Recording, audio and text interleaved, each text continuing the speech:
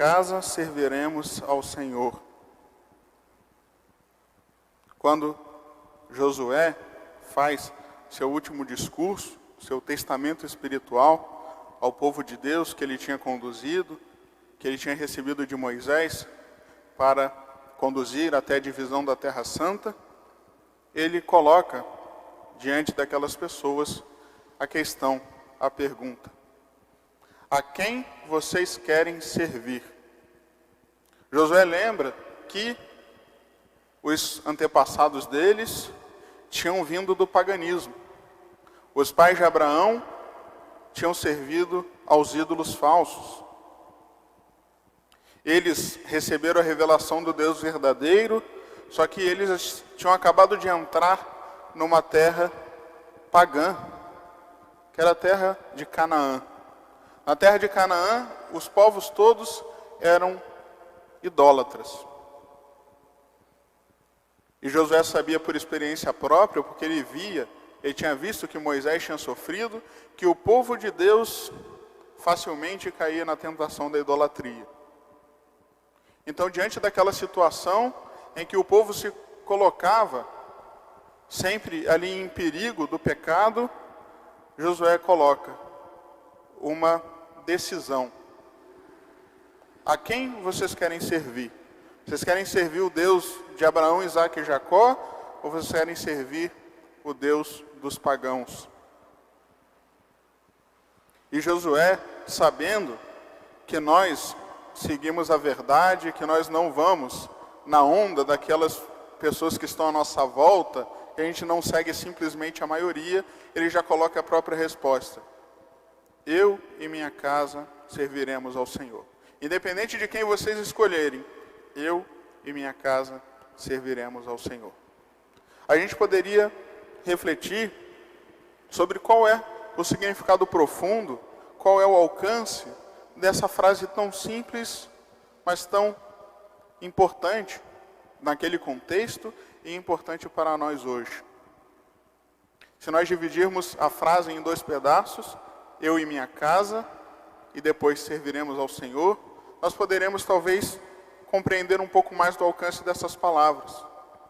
O que significa eu e minha casa? Nós vemos que ele começa colocando a si mesmo. De fato, nós devemos saber que a escolha do serviço de Deus é uma escolha, antes de tudo, pessoal. Esse eu que vem à frente não significa que, porque ele é o chefe, ele vai obrigar todos a servirem. Não. Significa que ele tem a responsabilidade, que ele tem a consciência de que ele deve dar o primeiro passo. E todos nós devemos dar esse passo, devemos dar esse exemplo. Numa família, tendo pai, mãe, filhos, todos eles devem dizer: eu e minha casa serviremos ao Senhor. De que forma nós vamos querer que minha casa sirva ao Senhor se eu não sirvo?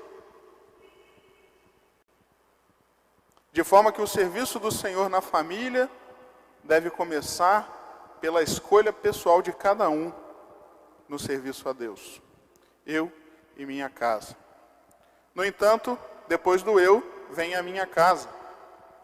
De nada adiantaria se eu servisse a Deus e ficasse indiferente sobre se minha família está seguindo a Deus ou não. É claro que todos os membros da família têm liberdade. E nós sabemos que nós rezamos pela conversão da nossa família, mas nós não podemos forçar a nossa família a servir a Deus. No entanto, seria muito estranho que nós nos acostumássemos a viver numa família onde só eu sirvo a Deus. O que será que eu tenho feito para que minha casa também sirva ao Senhor? Isso que Josué coloca aqui. Eu e minha casa serviremos. E mesmo que hoje talvez sua família não sirva, você deve também dizer isso: eu e minha casa serviremos. Eu tenho fé de que com a força da oração eu vou conseguir a conversão da minha família. E eu e minha casa no futuro serviremos ao Senhor. E minha casa aqui não significa só os membros da família.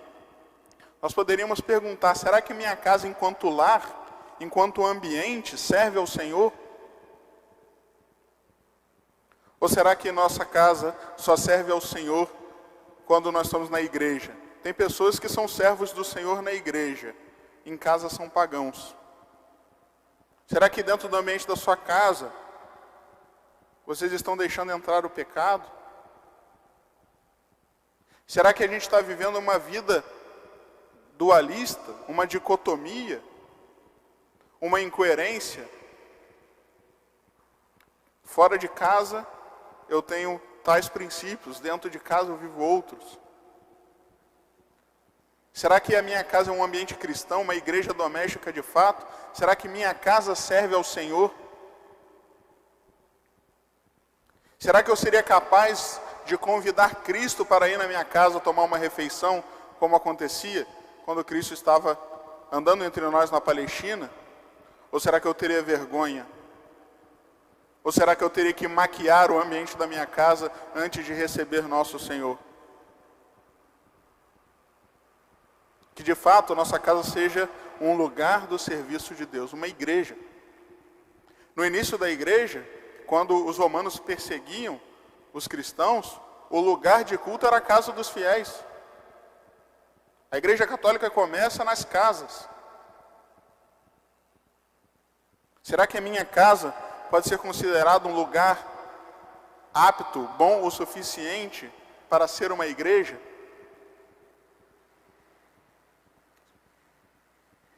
Vamos nos colocar hoje essas questões. Será que eu estou servindo ao Senhor? Será que minha família está servindo ao Senhor? Será que minha casa está servindo ao Senhor? E depois que nós sabemos quem sou eu e quem é minha casa, o que significa servir ao Senhor? O servo é propriedade do Senhor. Servir a Deus significa dedicar a Ele a obediência. Obediência que se demonstra principalmente através dos atos de culto e da obediência aos mandamentos. Servir ao Senhor significa cultuá-lo como Deus. E significa viver os seus mandamentos.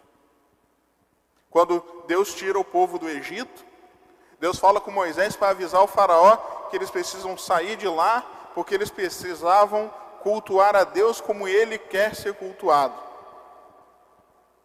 Que a gente poderia falar, por que não cultua Deus ali mesmo, no Egito? Porque Deus não queria assim. Nós cultuamos a Deus como Ele quer. Nós cultuamos a Deus como Ele manda. E Ele manda através dos mandamentos, e Ele manda através das leis da igreja.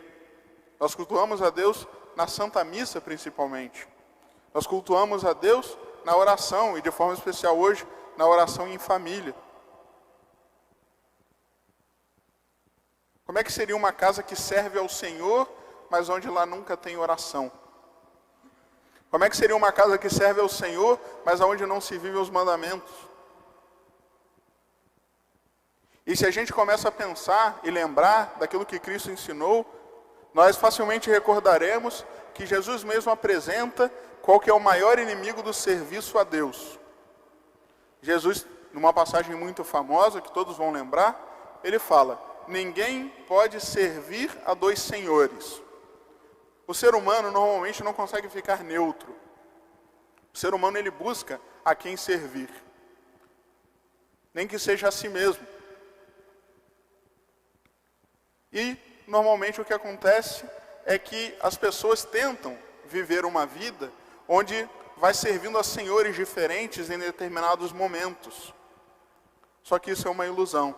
Jesus falou, se a gente começa a servir a dois senhores, nós vamos odiar um e amar o outro. E Jesus, para já deixar claro qual é o pior dos inimigos, qual é o inimigo que normalmente toma o lugar de Deus no serviço, ele fala, não podeis servir a Deus e ao dinheiro. E acredito que se nós olharmos como um panorama geral para as famílias do nosso tempo, nós veremos que abertamente as famílias escolheram o serviço ao dinheiro.